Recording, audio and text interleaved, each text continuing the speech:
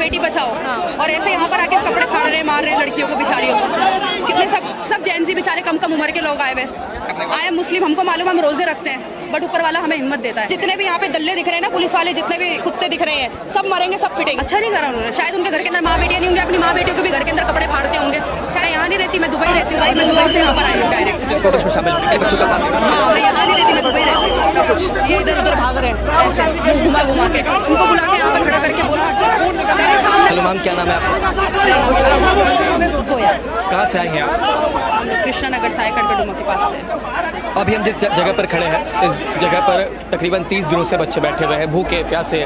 सरकार से उनकी नाराजगी है और लगातार मांग उठा रहे हैं, आवाज़ उठा रहे हैं। आप लोग कैसे समर्थन दे रही है या फिर क्या कहना चाह रही है?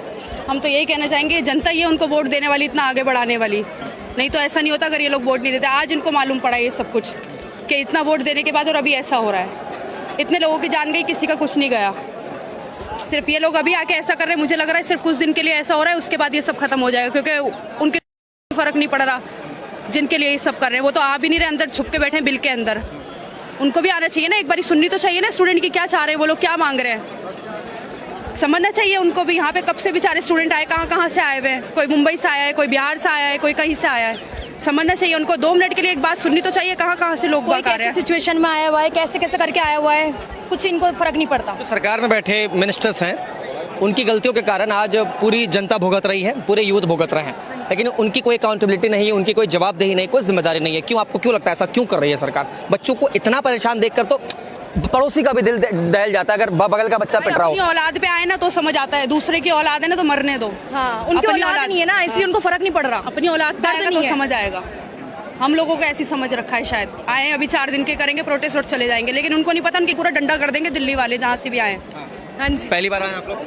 हम प्रोटेस्ट में पहली बार आए। अच्छा, एक बात बताइए कि इंस्टाग्राम पे ये प्रोटेस्ट कैसा दिखता है? अच्छा दिखता है भाई, बिल्कुल बढ़िया दिखता है। दिखता है कि कुछ काम कर रहे हैं, कुछ चल रहा है, दिखता है। मेरा कहने का क्या मतलब है कि इंस्टाग्राम पे ना 2 तरीके की चीजें चल रही है कि एक बुरे वे में और एक गुड वे में। मैं कह रहा हूँ कि इंस्टाग्राम पे जंतर मंतर का पता सही दिख रहा है, सही गुड वे में ही दिख रहा है वो। जितने यहाँ पे पब्लिक है वीडियोस बना रही है, सब गुड वे में ही दिख रहा है। लेकिन कुछ अंधभक्त लोग हैं जो कमेंट में आते बोलते कितने दिन तक खाएंगे नहीं, कितने दिन तक नहीं खाएंगे, अपना आप ही खाएंगे। बोलते हैं कि इनकी रिपोर्टें पूरी सही आ रही है, ब्लड की आ रही है, ये आ रही है, वो आ रही है, सब कुछ सही आ रही है, बिना खाए भी किसी की रिपोर्ट ऐसी आएगी। मैं तो बोलती हूँ तुम आओ यहाँ पे आके खड़े हो, देखो 4 दिन तक भूखे रहो, तब पता चलेगा कैसा फील होता है। एक दिन भूखे रहने बस की बात नहीं, आप करो। हमको मालूम है, जो कमेंट करने वाले आए मुस्लिम, हमको मालूम है, हम रोजे रखते हैं, बट ऊपर वाला हमें हिम्मत देता है। पूरे दिन भूखे रहते हैं, हमें मालूम है। ऐसे ही बच्चे अपने लिए लड़ रहे हैं बेचारे, जिनके क्या तो हराम की खा रहे हैं, एसी में पड़े हुए हैं, वो तो देख रहे हैं, घर पे रील्स चला रहे हैं, उनको तो मजा आ रहा है देखने में।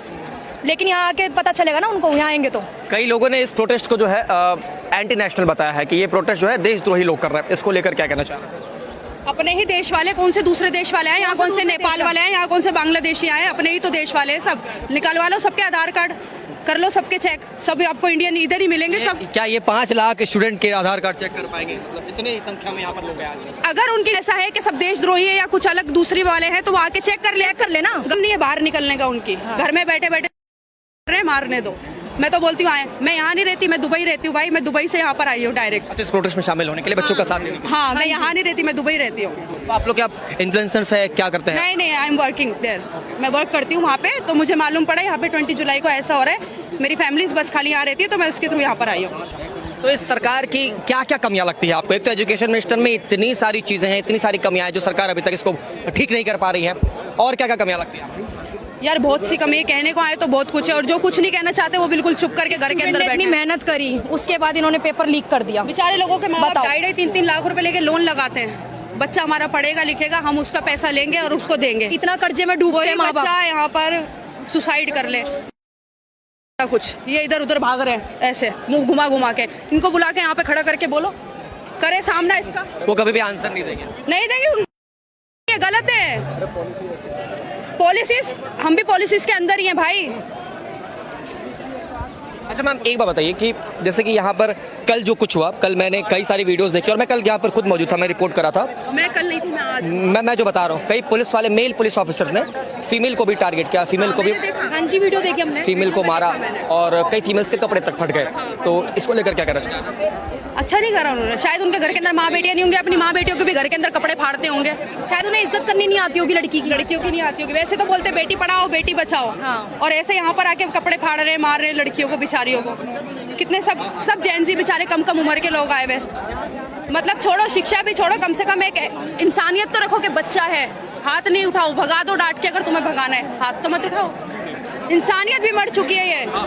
आप लोगों को अगर वो मिनिस्टर्स सुन रहे होंगे जिनकी वजह से ये सब पूरा बवाल मचा हुआ है उस दिल्ली में, क्या वर्ड्स है आपके पास उनके लिए? हम तो यही बोलेंगे कि आप 2 मिनट के लिए आए, सिर्फ खाली बात सुने सबकी, अगर आपको सही लगता है तो करें, नहीं तो पब्लिक में आके एक बार ही आए तो सही, तब आपको एक बार आप आकर अपना फैसला सुना दो। क्या फैसला सुनाएंगे? कल सत्र हुआ तब तो एक जबान नहीं खुली इन बच्चों के बारे में कि बच्चे यहाँ क्या कर रहे हैं, कुछ नहीं बोला उन्होंने। भाई अभी कुछ दिन और करो, देखो क्या होता है, इसका रिजल्ट निकलता है तो ठीक है, नहीं तो फिर पब्लिक फिर अपना आपा खो देगी ना, तो फिर ये भूल जाएंगे कि क्या करना है। फिर ये जितने भी यहाँ पे दल्ले दिख रहे हैं ना, पुलिस वाले जितने भी कुत्ते दिख रहे हैं, सब मरेंगे, सब पिटेंगे। मालूम इन्हें भी है कि सही कर रही है पब्लिक जो भी कर रही है, लेकिन ये बोलेंगे नहीं क्योंकि हराम की खाते ये कुत्ते हैं।